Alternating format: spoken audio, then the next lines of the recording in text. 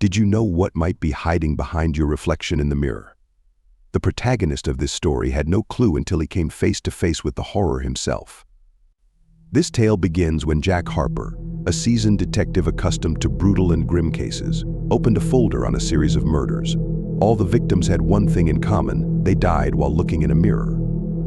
Not much could surprise Harper, but this case made him uneasy. In each coroner's report, it stated the same thing: death was caused by intense fear, so powerful that the victim's heart simply couldn't take it. At the scene of the last crime, Jack immediately felt a cold, sticky fear, as if someone invisible was watching him. In the dark room of the apartment, dimly lit by the streetlights outside, his gaze fell on a mirror opposite the victim's bed. It was a simple mirror in a wooden frame, but there was something unnatural about it. As he approached, Jack noticed strange marks on the surface, long, curved streaks as if someone had clawed at it. He looked around. The room was in disarray, but nothing indicated a struggle. Only the cold reflection in the mirror, which seemed to pull him in, made him feel increasingly uneasy. Jack ran his finger across the glass, and suddenly a sharp pain pricked his finger. He jerked his hand back, seeing a drop of blood on the mirror. The strong sense of wrongness he felt wouldn't leave him alone. This was more than just a coincidence or a random occurrence. It was as if something far more sinister was lurking in the reflection than one could imagine. Jack spent the next few days delving into the case files. At first glance, the victims had nothing in common: a middle-aged man, a young woman, an elderly lady. But they all shared one thing: they had recently experienced severe stress. One had lost his job, another her child, and the third had been diagnosed with a terminal illness. All were emotionally drained and vulnerable. He meticulously studied the reports, the photographs, and with each new case, he was haunted by the sense of something sinister hiding behind it all. The autopsies revealed nothing but terror etched on the victims' faces, as if they had seen something so horrifying that they couldn't bear it. Jack recalled the strange marks on the mirror he had found in the last victim's apartment. His suspicion that the mirrors played a key role in these murders grew stronger. He contacted the forensic experts and ordered a detailed analysis of all the mirrors found at the crime scenes, but the examination revealed that they were just ordinary mirrors. The deeper he delved into the case, the more obvious it became that there was no simple explanation. The detective sank deeper into the investigation. Along the way, he met several people closely connected to the victims, each of whom piqued his interest. It became clear that each was connected to the victims through common experiences or stressful events. One of them, Laura, a recent widow, seemed suspiciously calm despite losing her husband, one of the victims. Another, Mark, an old friend of one of the deceased, had been treated for schizophrenia in the past and was clearly hiding something. Harper conducted numerous interrogations, trying to find out who had access to the victims and might have been involved in their deaths. However, each had an alibi. Laura had been at work on the day her husband died, confirmed by her colleagues. Mark had been under a doctor's supervision and hadn't left the clinic. The more Harper tried to connect the dots, the clearer it became that he was following a false trail. But the most disturbing thing was that Jack began noticing strange things around him. Every morning, looking in the mirror, he found himself thinking that his reflection wasn't entirely his own. It looked and moved correctly, but there was something unnatural, alien about it. He saw fleeting movements that he didn't make or a gaze that seemed too aware and attentive. This feeling haunted him, but Jack tried to push these thoughts away, attributing them to fatigue. However, soon coincidence began to turn into a pattern. One day, passing by a mirrored storefront on the street, he noticed for a second that his reflection didn't mirror his movement, but hesitated for a moment before catching up. Jack stopped, staring at the reflection, and a cold fear pierced him. It slowly smiled at him while he remained still. His heart raced, and he was forced to look away. From that moment, Jack knew that mirrors played a key role in this case, but he still couldn't understand how. During further investigation, Harper uncovered a suspect, Richard Winston, a man with a dark past. His name had surfaced in old police records related to similar cases of death by fear. Jack went to Winston's house to talk to him. The house was gloomy, dilapidated, full of old things that clearly hadn't been used in years. Richard greeted Harper with a forced smile, but his eyes betrayed hidden anxiety. Jack began questioning him about his past, and Winston admitted that he knew one of the victims but denied any involvement in her death. Nevertheless, Harper felt that Winston was hiding something. He asked for permission to search the house, and while wandering through the dusty rooms, Jack stumbled upon an old black and white photograph. It depicted a group of people standing in a row before a mirror. In the center was a young Richard Winston. The faces of the people were contorted in horror, though none were looking directly at the camera. Their gazes were fixed on their own reflections, which appeared only as blurred, indistinct shadows. Jack asked Richard about the photograph, but he paled and refused to speak.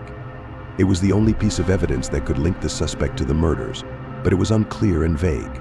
Harper felt that he was close to the solution, but was still in the dark. What were these mirrors? Why did they become instruments of fear? These questions plagued him. Jack continued to dig deeper, and as often happens in investigations, one small detail changed everything. Carefully studying the records of the victims, he discovered that they all had one thing in common that hadn't been considered before. They were all connected to a psychiatric clinic on the outskirts of the city. Some had been former patients, others had attended consultations, and some had merely visited relatives. This discovery gave the case a new direction. The clinic was an old, grim building with peeling paint on the walls and dim lighting in the corridors.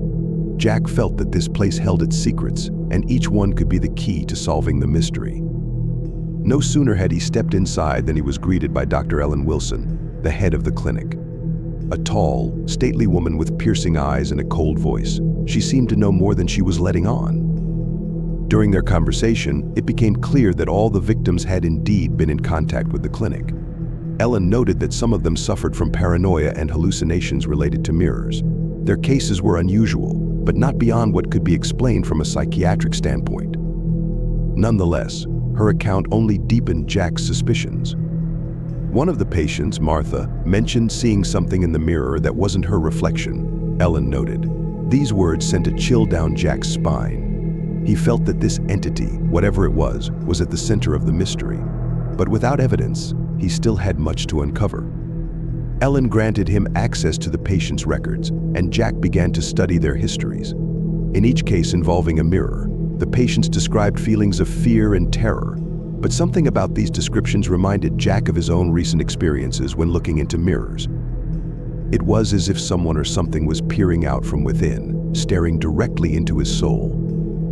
As Jack delved deeper into the records, he came across one particularly disturbing story. One of the victims, a woman named Lydia, had written in her notes that she had seen a mysterious entity in the mirror as a child. It came to her every night, taking on different forms, but always maintaining the same cold, piercing gaze. She was convinced that this entity had been watching her all her life and had finally caught up with her. Jack felt that this was more than just a product of her imagination. He began to suspect that this entity, whatever it might be, truly existed and could take on different forms, playing with the minds of its victims. These thoughts drove him to the edge, but he knew he had to uncover the truth. Harper decided to speak with Lydia's relatives, hoping to find any clues that might confirm his suspicions. Her sister revealed that Lydia had suffered from a fear of mirrors her entire life. She never left them uncovered in the dark, always draped them with something, and every morning she avoided them, careful not to linger her gaze. She said this entity wasn't just a shadow, but something real. As strange as it sounds, her sister said, her voice trembling as she recalled Lydia's words. Jack listened intently, realizing that his own experiences were beginning to intertwine with what Lydia had gone through. It was becoming increasingly difficult for him to distinguish reality from imagination, but he couldn't afford to give up. On his way home, Jack found himself thinking that now he looked into mirrors with a hidden dread, expecting to see something foreign and terrifying. He knew that this entity wasn't just a figment of someone's sick mind. It was real, and now Jack realized that every glance into a mirror could be his last. Returning to his apartment, Jack felt fear creeping into every corner of his consciousness. He had long been unable to sleep peacefully, constantly expecting to see something alien in the reflections around him. These fears were no longer ephemeral. They had taken shape, and Jack was determined to corner them. His plan was simple but dangerous. He decided to set up a large mirror in the center of his apartment to create a makeshift trap. He knew the entity would come if he gave it enough time. Jack prepared himself for this, trying to stave off the rising panic. He locked the doors, drew the curtains, and placed the mirror in the middle of the room, surrounding it with dim light. This place became the stage for the final showdown. The hours dragged on slowly, and the tension grew with each passing tick. Jack sat in front of the mirror, never taking his eyes off his own reflection. The longer he stared, the more fear began to take hold of his mind. The shadows in the room started to deepen, seemingly merging with the reflection, transforming it into something other than just a shadow. His own fears began to come alive. He saw his reflection start to change, distort, as if the glass was melting. The face in the mirror was no longer his. It was turning into something foreign and sinister. The entity lurking behind the smooth surface began to emerge from the darkness, its eyes burning with malice, and its body writhing as if in agonizing pain. Jack struggled to keep his composure, but his body started to tremble with terror. He realized that his own fear was making the entity stronger, feeding it. The more he feared, the faster the entity advanced, slowly emerging from the mirror. At that moment, Jack understood, if he didn't conquer his fear, the entity would consume him, just as it had consumed the others. The mirror seemed to come alive as the entity began to emerge from its depths. Jack felt cold sweat trickling down his back as the distorted reflection morphed into something familiar yet horrifying. The image of a man with a face frozen in agony appeared before him, his eyes dead and empty. It was the face of his father, a man Jack had lost in childhood, and whose memory was filled with pain and fear. Jack's father had been a strict and cruel man, whose presence always instilled fear in his son. These memories resurfaced in Jack's mind with such force that he froze, unable to tear his eyes away from the monster slowly rising from the mirror. The image of his father wasn't just frightening, it was utterly paralyzing, shattering all the barriers in his mind. The entity took a step forward, its movements jerky and unnatural, like a puppet on strings. Jack felt his mind slipping into panic, but he knew he had to fight. He needed to find a way to stop this creature before it completely took over his sanity. He forced himself to break eye contact with the mirror and focus on his thoughts. Logic and reason, his only weapons against this nightmare. Jack began to analyze the situation. The entity clearly fed on its victims' fears, taking on the form of their deepest horrors. It grew stronger when the victim succumbed to panic. Holding his breath, Jack tried to suppress his fear, forcing himself to view the situation as part of his work, like one of the many cases he had already investigated. He kept concentrating on this thought until the entity froze in front of him, as if sensing that its power over Jack was waning. The image of his father began to distort, blur, as if dissolving into thin air. Jack realized that fear was the only thing giving the entity power. He had to eradicate that fear within himself to neutralize it. But how could he overcome something that had haunted him his entire life? This wasn't just a battle with a monster from the mirror. It was a confrontation with his own demons. As the entity began to waver, Jack saw his opportunity. He took a step back, careful not to let the panic take hold again. His mind began to recall the knowledge and skills he had accumulated over the years. He had always been good at analyzing and solving mysteries, and now it was saving him. In the moment of the entity's weakness, Jack acted. He grabbed the first thing within reach, a heavy statuette lying on the table. Moving closer to the mirror, he felt the entity starting to regain its strength, but before it could fully recover, Jack struck the glass with all his might. The mirror shattered into pieces. The entity howled in pain and terror, its distorted form beginning to dissolve, vanishing into thin air. Jack heard the sound of breaking glass and felt the room fill with a strange pressure, as if someone had released air from a tightly sealed space. The entity was gone, leaving behind only a cold breeze and the chaos of scattered shards. Jack stood in the middle of the room, breathing heavily and trying to comprehend what had just happened. He knew this was only a temporary solution. The entity, whatever it was, hadn't disappeared entirely. It had only retreated, lurking in the shadows, ready to strike again. He needed to understand where it came from and how to permanently rid himself of this threat. Jack began investigating the origins of the creature, delving into ancient legends and myths related to mirrors. In one of the books, buried deep within the city library archives, he stumbled upon an ancient text describing the mirror demon, a creature dwelling within reflections. feeding on the fears of its victims. The text stated that the creature could take on any form, adapting to the fears of the person looking into the mirror. It was connected to ancient rituals that allowed it to cross the boundaries between worlds, but none of these descriptions provided a clear answer on how to destroy it. However, one paragraph caught Jack's attention. The demon in the mirror exists as long as the fear of its victim lives. The death of fear is the death of the demon. Jack realized that his struggle was just beginning. He had to find a way to defeat the creature once and for all, which meant confronting the deepest fear that had lived in his heart since childhood. He understood that the creature had chosen him as its next target and would not stop until it finished what it had started. He was the one who had come too close to uncovering its secret, and for that, he would have to pay the price. The first signs that the creature had resumed its hunt appeared in small things. Jack began to notice strange reflections in the mirrors of his home, distorted and unnatural. When he passed by the bathroom mirror, he saw his reflection blink a second later than he did. Sometimes it seemed as though his reflection was watching him, even when he turned away. But these were just harbingers. One night, waking up to a sensation of icy cold, he discovered that all the mirrors in his house were covered in frost. A suffocating silence hung in the air, as if the world around him had frozen in anticipation. Jack knew the creature was here. It had come for him. The creature began to invade his mind, filling it with images from the past. It turned his home into a trap where every reflection could be deadly. In the mirror before him appeared the faces of his deceased parents, their expressions twisted in horror and pain. The creature was toying with his mind, tearing it apart and dragging him into the abyss of his own fears. Jack began to feel panic creeping in with each new vision. The creature was finding ways to unlock him, using his most painful memories to destroy him from within.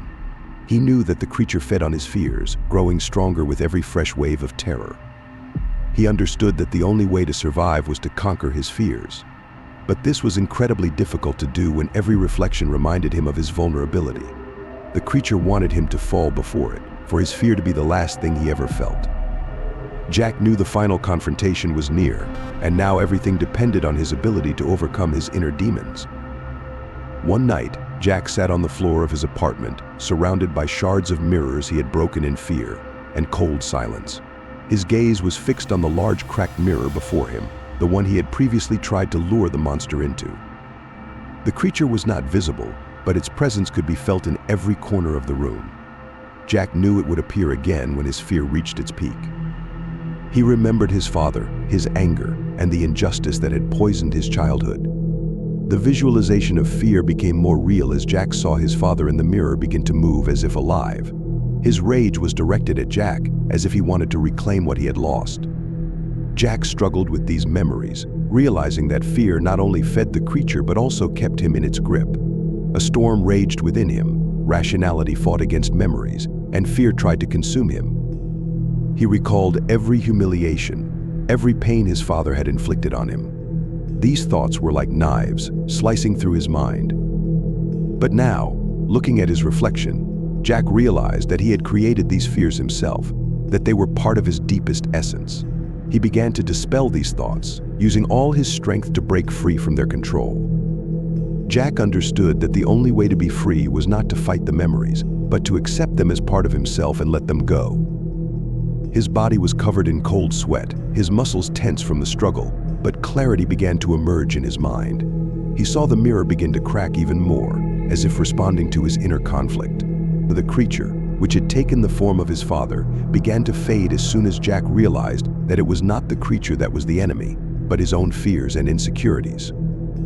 The creature, having exhausted all its power and with no way to feed on fear again, finally disappeared, leaving behind only faint echoes. Jack stood before the remnants of the mirror, now just shards. His heart pounded wildly in his chest, but inside he felt a surprising calm. He picked up one of the shards of the mirror and, struggling to contain his emotions, looked at it. Instead of seeing his reflection, he saw only distorted light. Jack knew that breaking the mirror was not just a physical act, but a symbolic step toward freeing himself from his fears. With a crunch that shattered the silence, Jack struck the remaining pieces of the mirror with the shard. Each blow was a release from the inner torment, from the fear that had held him captive. The mirror splintered into tiny fragments, and Jack felt his own fears begin to dissipate. The room filled with warm light, and Jack felt the cold that had been with him throughout this ordeal began to fade. The creature, which had once been the source of his fear, was now completely vanquished. Jack stood among the shards, realizing that he had been freed from something far more significant than just the fear of a mirror. He looked at the shattered mirror and realized that the key to his victory had been in accepting his fears. Now that they were destroyed, he felt renewed. Jack knew that his life would change.